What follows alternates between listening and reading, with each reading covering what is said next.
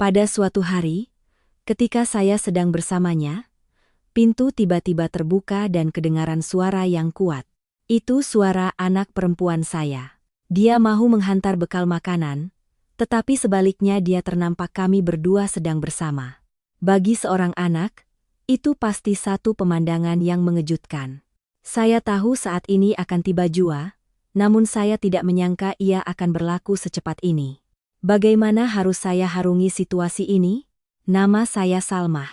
Umur saya 59 tahun, pukul 4 pagi. Mata saya sudah terjaga sebelum penggera berbunyi.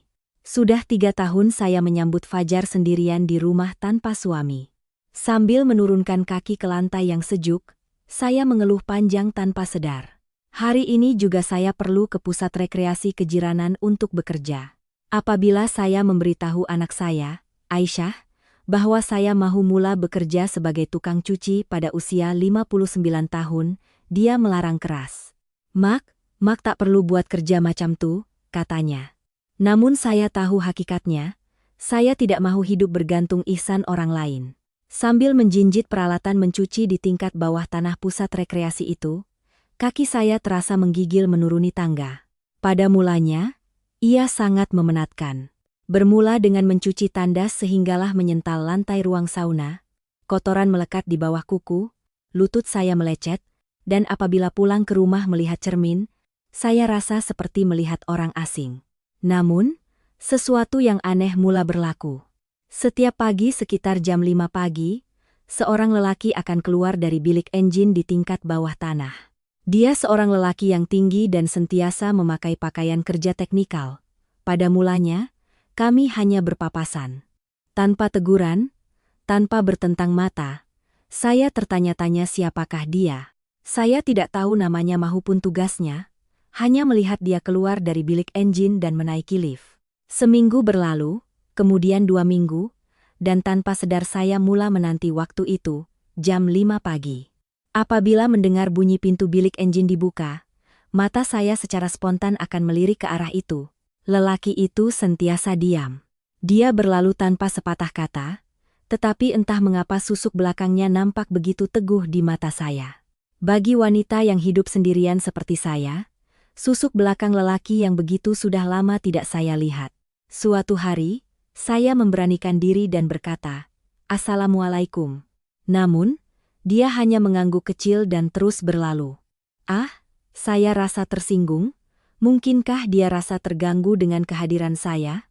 Namun, setiap pagi saya tetap menantinya. Kenapa ya? Mungkin karena saya kesunyian hidup sendirian. Walaupun hanya pertemuan singkat, berada di ruang yang sama dengan seseorang memberi sedikit kelegaan. Suatu hari, ketika dia melintasi saya, dia menggumam sesuatu. "Banyak kerja ya, Puan?" Tabahnya Puan. Suaranya perlahan, tetapi di telinga saya ia kedengaran seperti guruh yang memecah sunyi. Rupa-rupanya dia memerhatikan saya. Dia peduli. Jantung saya berdegup kencang. Malam itu saya tidak boleh tidur. Saya bertanya kepada diri sendiri, adakah patut wanita berusia 59 tahun mempunyai perasaan begini? Sudah 3 tahun suami saya pergi. Saya sangka perasaan sebegitu sudah lama mati. Namun, cara saya mengetahui namanya adalah dalam keadaan yang tidak disangka-sangka. Hari itu, kerja pembersihan saya agak lewat. Walaupun pelanggan sudah pulang, banyak kawasan yang perlu dikemas. Ketika saya masuk ke dalam bilik stor peralatan untuk menyusun kain mop, tiba-tiba pintu tertutup rapat dengan kuat. Biar sekuat mana saya memutar tombol, ia tidak terbuka. Saya terperangkap.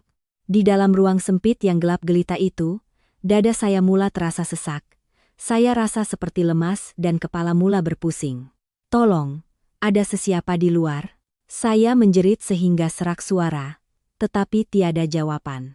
Waktu itu semua pekerja lain sudah pulang. Saya takut jika terpaksa terperangkap di situ sehingga subuh. Saya terus mengetuk pintu dengan tangan sehingga tapak tangan saya pedih. Tiba-tiba, kedengaran suara dari luar. "Siapa tuh? Ada orang di dalam ke?" Itu suara lelaki. Saat mendengar suara itu, air mata saya terus mengalir. "Saya di sini." Saya terperangkap masa tengah mengemas. kata saya dengan suara terketar-ketar. Kedengaran bunyi sesuatu dikumpil dari luar, dan kemudian klik, pintu terbuka. Dan orang yang muncul itu adalah dia.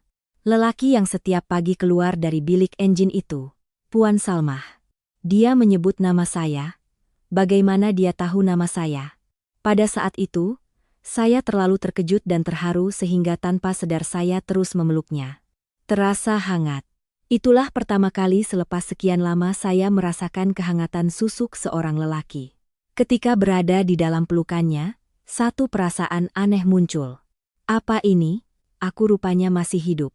Selama 3 tahun ini saya hidup seperti mayat, tetapi pada saat itu, saya dapat merasakan jantung saya berdegup. Puan Oki, Puan terkejut sangat ya? Dia bertanya lembut, suaranya lebih lunak daripada yang saya bayangkan. Saya segera melepaskan pelukan dan berkata, "Maafkan saya terlalu takut tadi." "Tak apa, saya pun baru nak balik tadi bila terdengar suara. Mujurlah saya lalu di sini," katanya sambil tersenyum. Itulah kali pertama saya melihat wajahnya tersenyum. Waktu itulah saya tahu namanya. "Nama saya Idris, saya jaga bahagian penyelenggaraan engine dan PAM di sini." Ah. Patutlah setiap pagi dia keluar dari bilik engine. Saya tahu nama Puan Salmah sebab saya nampak pada kad akses Puan. Puan sentiasa datang awal setiap pagi. Rupa-rupanya dia juga memerhatikan saya. Muka saya terasa merah membara. Sejak hari itu, segalanya berubah. Keesokan paginya, Encik Idris menghulurkan secawan kopi panas di dalam cawan kertas. "Mesti Puan masih terkejut fasal semalam, minumlah ini." Tangan saya menggigil semasa menyambut kopi itu. Sudah lama tiada sesiapa yang memberikan perhatian sekecil itu kepada saya, membuatkan hidung saya terasa pedih menahan sebak. "Terima kasih," hanya itu yang mampu saya ucapkan. Beberapa hari berlalu. Tegur sapa dengan Encik Idris menjadi sesuatu yang biasa. Begitu juga dengan pemberian kopi setiap pagi. Suatu hari, pada waktu makan tengah hari, kerja saya selesai agak lewat dan saya pergi ke pantry, tiada sesiapa di situ. Ketika saya mahu membancuh mie segera, Encik Idris masuk. Puan Salmah pun makan tengah hari di sini, dia juga memegang bungkusan mie segera. "Ya, kerja lewat sikit tadi." Suasana terasa kekok, hanya kami berdua di pantry itu. "Mari makan sekali," ajak Encik Idris. Saya tidak mempunyai alasan untuk menolak, malah sebenarnya saya merasa sunyi. Baiklah. Kami duduk berhadapan di meja pantry yang kecil itu. Encik Idris menuangkan air panas untuk saya. Tangannya nampak begitu besar dan kasar. "Susuk tangan seorang lelaki. Jemput makan," katanya. "Ya, terima kasih." Suasana sunyi seketika, hanya bunyi kami menghirup mie yang kedengaran. Tiba-tiba Encik Idris ketawa kecil. "Rasa pelik pula ya, kita makan berdua macam nih." "Kenapa?" "Saya dah biasa makan sorang-sorang. Di rumah pun saya sendirian," kata saya. Ah, rupa-rupanya dia juga hidup sendirian. Tiba-tiba timbul rasa empati, saya pun sama. Sejak arwah suami pergi, saya memang sorang diri. Itulah kali pertama saya menceritakan perihal pribadi saya, begitu rupanya. "Mesti berat bagi Puan," kata Encik Idris perlahan. Kata-katanya menyentuh hati saya. Selama 3 tahun, tiada sesiapa yang berkata bahwa hidup saya itu berat. Sedang kami makan, saya tiba-tiba tergelak kecil. Ada sisa perencah mie melekat di tepi bibir Encik Idris. "Kenapa Puan gelak?" "Ada sisa makanan di bibir Encik." Semasa saya mahu mencapai tisu di atas meja, Encik Idris juga melakukan perkara yang sama. Pada saat itu, tangan kami bersentuhan di bawah meja. Saya terasa seperti terkena renjatan elektrik. Saya terkejut dan segera menarik tangan, jantung saya berdegup kencang sekali. Pelik. Hanya sentuhan tangan, tetapi kenapa saya menggigil begini? "Maafkan saya," kata Encik Idris, juga nampak serba salah. "Tak apa, tak ada apa-apa." Namun hakikatnya ia bukan tak ada apa-apa. Jantung saya rasa seperti mahu meletup. Selepas itu, kami berdua diam. Suasana menjadi tegang. Keluar dari pantry, saya terus berpikir. Pada usia begini, adakah patut saya merasa debaran ini? Di depan cermin tandas, Saya merenung tangan saya. Tangan ini baru saja bersentuhan dengan tangan lelaki. Tangan wanita berusia 59 tahun masih boleh merasakan perasaan begini. Adakah aku masih seorang wanita? Malam itu di rumah, saya terus teringat saat itu. Kehangatan tangan Encik Idris dan riak wajahnya yang terkejut. Adakah saya seorang sahaja yang merasa begitu? Saya melihat wajah saya di cermin, ada kedutan, tidak seperti dulu, tetapi saya rasa ia belum terlewat. Bolehkah saya mempunyai perasaan begini? Seorang janda berusia 59 tahun. Namun, rahasia tidak selamanya tersembunyi. Nampaknya sudah tiba masanya ia terbongkar. Hari itu, seperti biasa saya sedang minum petang dengan Encik Idris di pantry. Sejak kebelakangan ini, kami sudah biasa meluangkan waktu makan bersama. Walaupun tidak banyak bicara, berada di ruang yang sama sudah cukup menenangkan. Puan Salmah, cuaca hari ini nampak tenang ya? Ya, rasa macam nak pergi berjalan-jalan di taman kalau cuaca begini. Sedang kami berbual kosong, tiba-tiba pintu pantry terbuka luas. Mak, itu anak saya, Aisyah. Saya terkejut dan terus berdiri. Wajah Aisyah nampak sangat tegang. Matanya memandang tepat ke arah saya dan Encik Idris silih berganti. Aisyah, kenapa datang sini? Aisyah, nak hantar bekal makanan untuk Mak, tapi... Pandangan Aisyah tertumpu pada dua cawan di atas meja. Dia mula menyadari kehadiran Encik Idris. Suasana menjadi sangat janggal. Encik Idris segera bangun. Baiklah, saya pergi buat kerja dulu. Dia mengangguk hormat pada Aisyah dan keluar. Sebaik sahaja pintu ditutup, Aisyah meletus. Mak, apa Mak buat nih? Suaranya bergetar menahan marah. Buat apa? Mak cuma minum petang dengan kawan sekerja. Kawan sekerja? Mak, tengoklah muka Mak. Mak nampak macam orang tengah bercinta. Jantung saya seakan berhenti. Adakah perasaan saya begitu ketara? Aisyah, janganlah cakap kuat-kuat. Pada usia 59 tahun, Mak nak bercinta? Di tempat macam ni, kata-katanya menikam hati saya. Cinta pada usia 59 tahun, saya sendiri rasa ia lucu. Namun kenapa saya rasa sangat sedih? Bukan bercinta, Mak Cuma apa? Mak langsung tak ingat arwah ayah ke? Sampai hati Mak cari lelaki lain.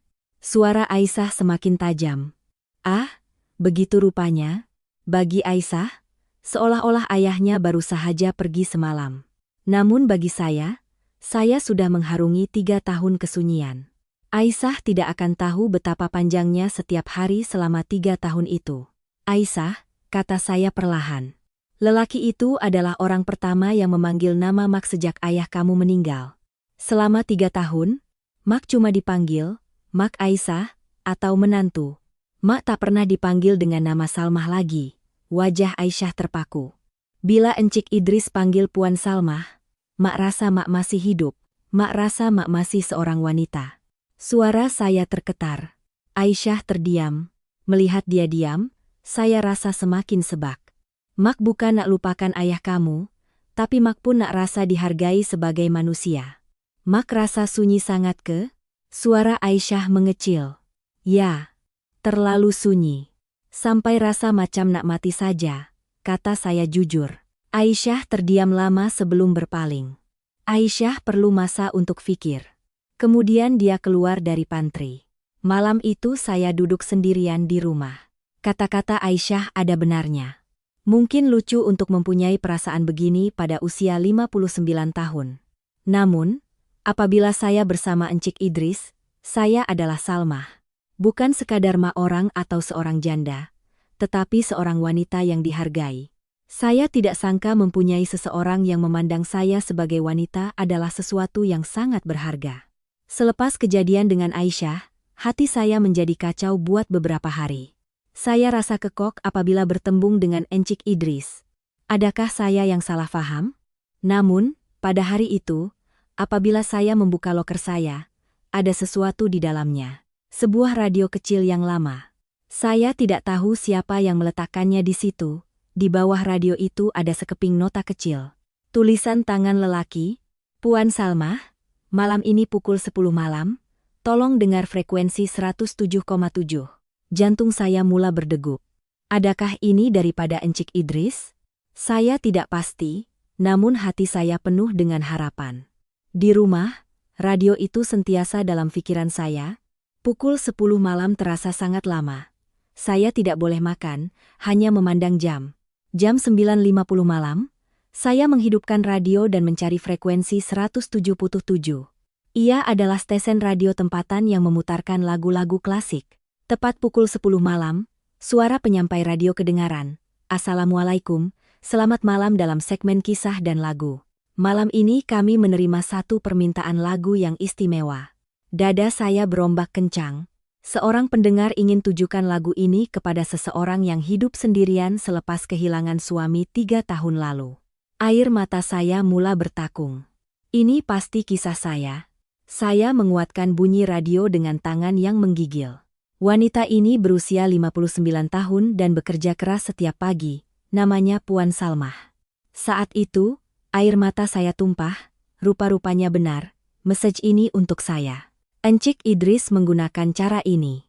Saya sangat terkejut dan terharu. Lagu ini untuk Puan Salmah yang berusia 59 tahun. Pengirimnya ingin Puan tahu bahwa Puan tidak sendirian. Kemudian, lagu Ghazal untuk Rabiah mula berkumandang. Suara Jamal Abdillah memenuhi ruang rumah yang sunyi itu. Saya tidak dapat berhenti menangis. Mendengar lagu itu, saya tahu Encik Idris memikirkan saya sehinggakan dia sanggup membuat permintaan radio. Siapa sangka Salmah yang berusia 59 tahun ini akan mengalami saat sebegini. Saya berpikir, adakah ini satu pengakuan cinta? Jika ia berlaku pada usia 20-an, saya mungkin rasa ia biasa. Tetapi pada usia ini, ia sangat bermakna. Selepas lagu berakhir, penyampai radio berkata lagi, Puan Salmah, harap Puan mendengar rancangan ini. Pengirim juga ada pesanan terakhir. Beliau kata senyuman Puan Salmah adalah perkara yang paling cantik pernah dilihatnya. Pada saat itu, saya menangis teresak-esak. Dia kata senyuman saya cantik. Sejak bila dia mula berpikir begitu, selama ini saya hanya rasa saya sudah tua dan pudar. Saya memeluk radio itu dan menangis lama. Itulah tangisan kegembiraan. Saya tidak percaya ada seseorang yang memikirkan saya sedalam itu. Keesokan paginya, pandangan saya terhadap Encik Idris berubah sepenuhnya. Apabila dia menghulurkan kopi seperti biasa, mukanya nampak merah. Saya juga sama. Encik Idris dengar radio semalam? Tanya saya perlahan. Ya, saya dengar. Puan dengar juga? Tanyanya. Saya mengangguk dan Encik Idris tersenyum lebar. Syukurlah. Saya sangat gemetar tadi sebab ini kali pertama saya buat macam tuh. Beberapa hari selepas itu, kami saling berpandangan dengan rasa malu. Sesuatu telah berubah, tetapi kami tidak tahu bagaimana mahu bertindak. Bagaimana orang yang berumur 59 dan 62 tahun mahu meluahkan perasaan. Seminggu kemudian, ketika saya habis kerja dan keluar dari bangunan, Encik Idris sudah menunggu di pintu masuk. Dia nampak berbeza, memakai baju kemeja yang kemas dan memegang sesuatu. Puan Salmah, tunggu sebentar. Suaranya bergetar. Mukanya nampak merah, jelas sekali dia sedang gemetar. Saya ada sesuatu untuk Puan. Dia mengeluarkan sebuah kotak kecil. Bukan kotak barang kemas yang mewah, cuma kotak kertas kecil yang dibalut kemas.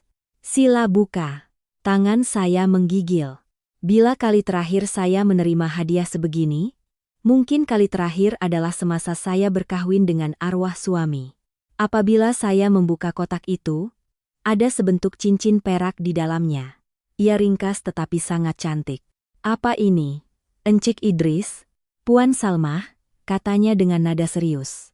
Saya juga sudah lebih 10 tahun hidup sendiri selepas istri saya meninggal. Saya tak sangka saya akan rasa perasaan ini lagi. Hati saya terasa panas. Dia juga mengalami nasib yang sama seperti saya. Seseorang yang memahami arti kesedihan ditinggalkan. Janganlah hidup sendirian lagi. Mari kita harungi hidup ini bersama-sama. Saat mendengar kata-kata itu, air mata saya gugur lagi. Dia mengajak saya hidup bersama. Saya tidak sangka pada usia ini, akan ada orang yang membuat lamaran sebegitu. Encik Idris, walaupun bukan untuk berkahwin secara besar-besaran, Saya mahu kita saling menyokong. Saya tak mahu Puan Salmah sendirian lagi. Saya tidak mampu berkata apa-apa. Rasa gembira, terkejut dan tidak percaya bercampur baur. Saya hanya mengangguk perlahan. Encik Idris memegang tangan saya dengan lembut dan menyarungkan cincin itu. Ia sangat padan. Bagaimana dia tahu saiz jari saya? Terima kasih, hanya itu yang mampu saya ucapkan. Kami berdua berdiri di situ, sambil berpegangan tangan dalam diam. Kami duduk di sebuah bangku kecil di taman depan pusat rekreasi itu. Bintang-bintang bersinar terang di dada langit. Banyaknya bintang malam ini, kata Encik Idris. Ya, dah lama saya tak perhatikan bintang. Lepas nih, mari kita tengok bersama-sama. Kata-katanya begitu menenangkan. Mempunyai seseorang untuk melihat bintang bersama adalah sesuatu yang sangat bermakna selepas 3 tahun saya melihat langit sendirian. Perasaan ini, rasa sangat asing bagi saya, kata saya jujur. Saya pun sama. Tak sangka debaran ini masih ada dalam diri saya. Walaupun kami berpegangan tangan, saya masih rasa seperti dalam mimpi. Seseorang memilih saya, mengajak saya hidup bersama, dan menyarungkan cincin. Malam itu di rumah, saya merenung cincin itu lama-lama. Ia kecil dan ringkas, tetapi bagi saya, ia adalah cincin yang paling berharga di dunia. Saya menangis lagi karena sadar saya tidak lagi sendirian. Sebulan berlalu, dan akhirnya hari yang dinanti tiba. Malam pertama kami memulakan hidup baru bersama di bawah satu bumbung. Sepanjang petang, hati saya tidak tenang. Semasa membeli barang dapur dan mengemas rumah, saya terus menggigil. Saya tidak sangka akan merasai perasaan begini lagi. Petang itu saya pergi ke pusat membeli belah untuk membeli baju tidur baru. Bila kali terakhir saya membeli baju tidur untuk dilihat orang lain? Selama 3 tahun saya cuma memakai baju kelawar yang selesa. Saya memilih sepasang baju tidur berwarna merah jambu lembut. Pada usia 59 tahun memakai warna merah jambu. Ia nampak lucu, tetapi saya rasa gembira. Di rumah, saya memakai baju tidur itu dan melihat cermin. Pengantin berusia 59 tahun. Lucunya, bisik saya sendirian. Namun, wajah di cermin itu nampak berseri. Wajah yang penuh dengan debaran yang sudah lama hilang.